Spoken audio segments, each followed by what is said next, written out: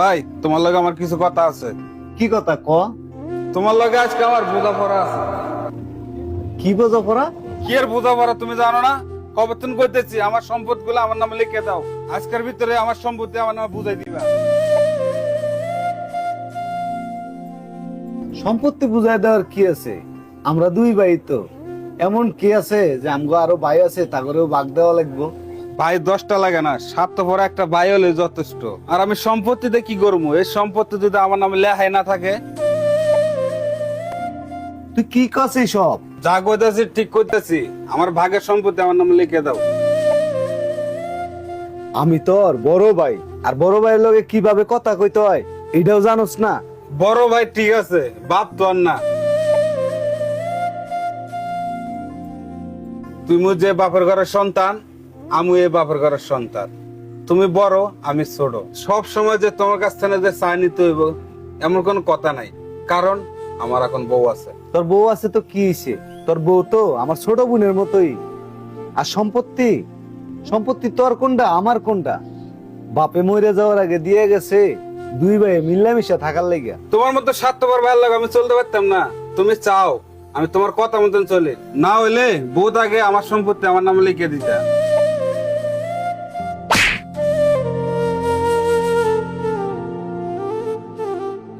তোর সম্পত্তির ভাগ লাগবো? যা, তোর সম্পত্তি দিয়ে দেবো কালকে দিনের ভিতরে। তোর সম্পত্তি তোরে বুঝাই দিয়ে দেবো।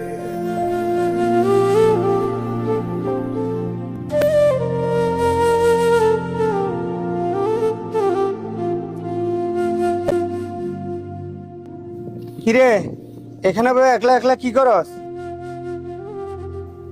না কিছু করি না তো। বুঝি তো তুই যে এখানে বই বই কানতেছস। আসলে আমি এটাই বুঝি না, তুই তো তোর ভাইয়ের সম্পত্তির ভাগ কবে লিখে দিছস, তোরে খুলে কস না কা? কি জন্য জানাই নাই? তুই তো আমার ছোট ভাইয়ের স্বভাব জানোস। ও যদি জানতো যে জমি জমা সবার নামে লিখে দিছি, ও বেচা বেচা জুয়া খেলে সব টাকা উড়াইয়া দিত। আব্বাই কয়ে গেছে যাতে সম্পত্তি না কমাই আমরা, যাতে আর সম্পত্তি বাড়াই।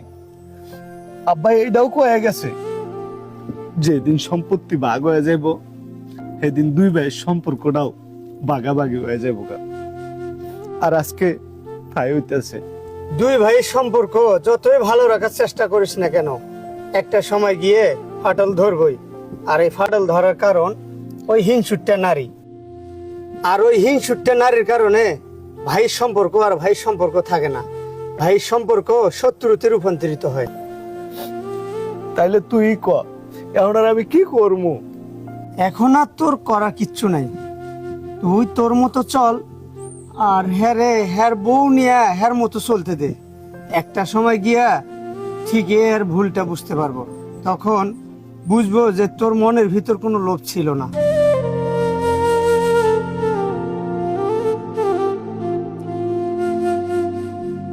এই নুনবী, এই দাঁড়া।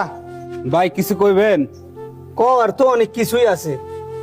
তোমার ভাই আমার এতদিন চুপ করে রাখছে, কিন্তু আর চুপ করে থাকতে পারলাম না।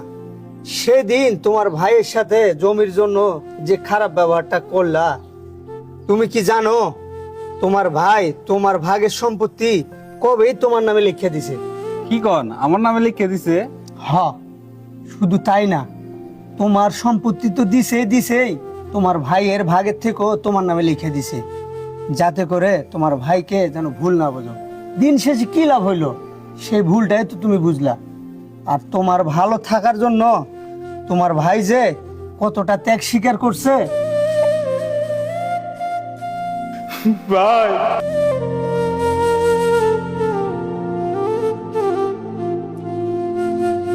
ভাই আমার মাফ করে দাও ভাই, আমি না বুঝে তোমার লাগে বহুত খারাপ ব্যবহার করছি। আরে বোকা, তুই মাপ চাইতেছিস কি লেগা? আমি তো তোর ভাই। তারপরও ভাই আমি তোমার লাগে অনেক বড় একটা ভুল করে ফেলছি ভাই। মানুষই তো ভুল করে, তাই বলে কি তোর মাপ চাওয়া লাগবো? কিন্তু হ্যাঁ, ভাই ভাই যদি এরকম মিল থাকে, কঠিন কঠিন কাজও সহজ হয়ে যায়।